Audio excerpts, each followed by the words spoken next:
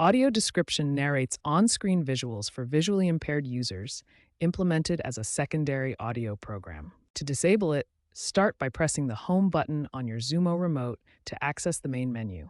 Next, navigate to Settings, usually found as a gear icon in the top right corner.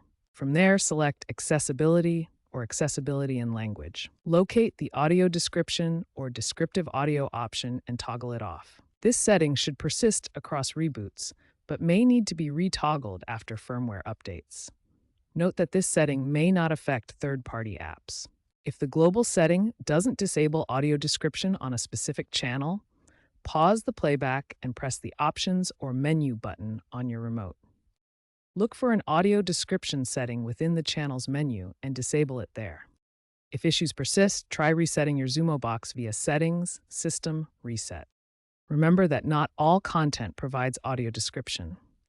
For further assistance, contact Xumo support.